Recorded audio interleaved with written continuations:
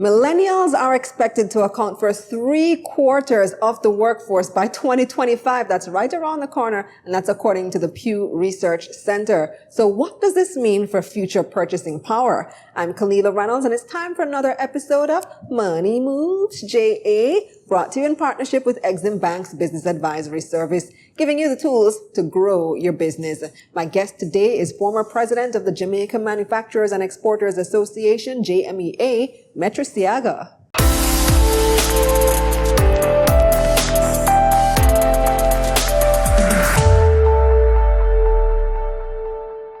Welcome to Money Moves, Metry. Great to have you. Thanks very much for having me, Kalila. We're talking about something that you're an expert at because I know you're right in this generation, millennials, right? I wish. But actually, the baby boomer generation just above mine, well, I think there's Generation X, then baby boomers. I get lost with all of them right now, to be honest with you. But yes, let's not say where I am, but let's go ahead. The boomers are retiring, and they represented one of the largest generations because of the way the name implies, baby boomers. A lot of them were born around the same time. They're retiring, and now people my age, the millennials, are really becoming the majority of the workforce. So why is it important to really start targeting and marketing to millennials in this day and age? Well, it's important because they are your new market, and things have changed so rapidly. We were just talking about it off air. The telephone, the cell phone has made such an amazing transformation in how quickly we have progressed as people. That in and of itself changes how business is done. It changes how, just to give you a quick example is 3 years ago, none of us would go to Zoom meetings or anything of that nature.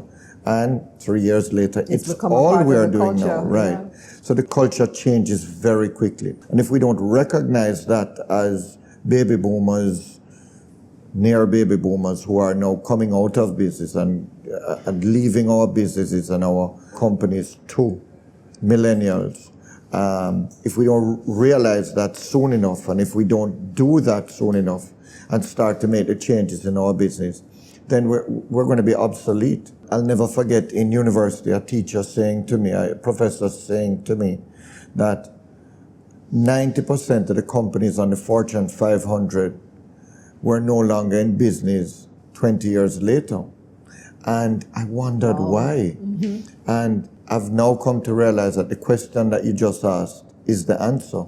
Because people did not make the transitions early enough in their businesses. And they didn't recognize that things are just not how they used to be.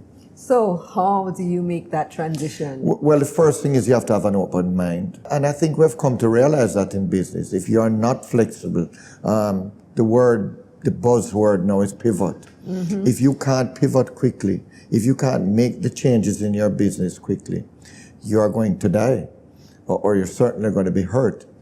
So the first and most important thing that I would say to people is to be able to have an open mind and to start to realize that we have always done it this way. No longer can be a buzzword. It can't be a buzz phrase.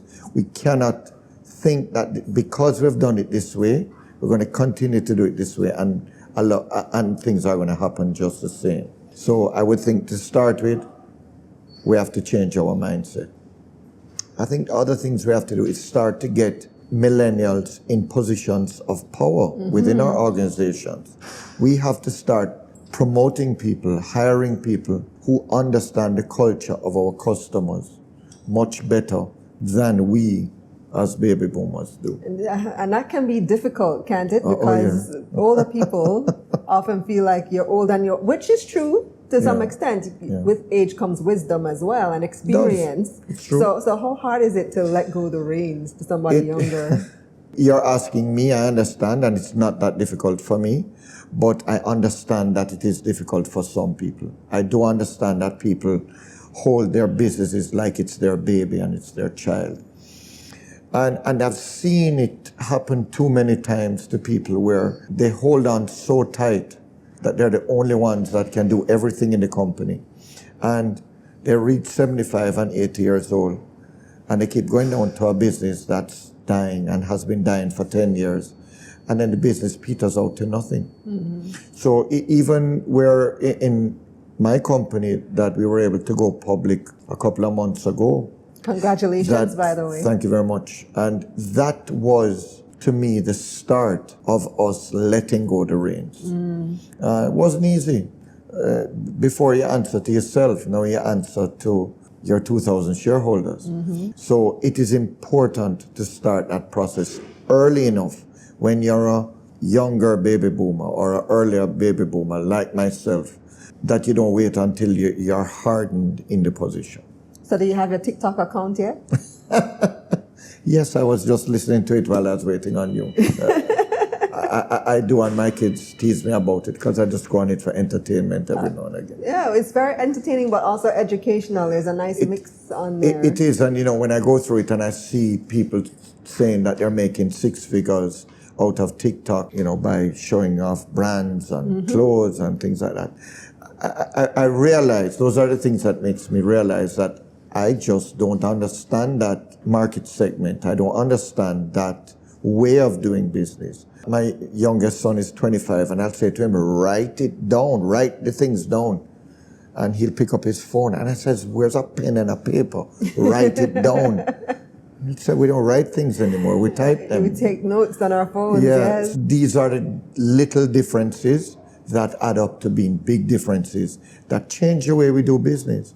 So, I think that we have to change our mindset, and we have to get people of the age that understand the target audience and the markets and put them in positions of power. That's such a good point, because TikTok is so new to a lot of people. Yeah. And I read that millennials are now the #1 demographic on TikTok. Is that so? When I was starting TikTok, I had to hire my teenage daughter as a consultant, a TikTok consultant, because it seemed so young, but it has aged up into the millennial demographic. And listen, you can use any of these platforms on social media, Instagram, Facebook, TikTok, Snapchat, all of them.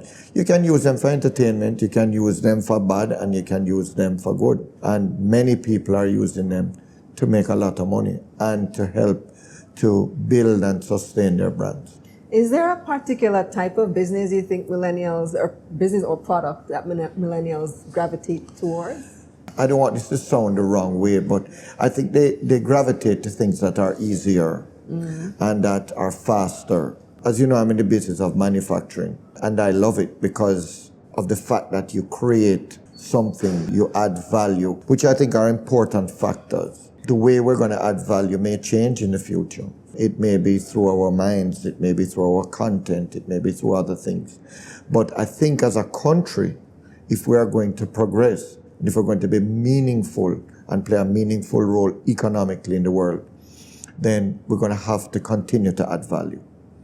So whether that is through manufacturing or content creation or some other form, I hope that we will continue to operate in that space. So finally, what's your advice to businesses who are stuck in those ways and are hard pressed to really change?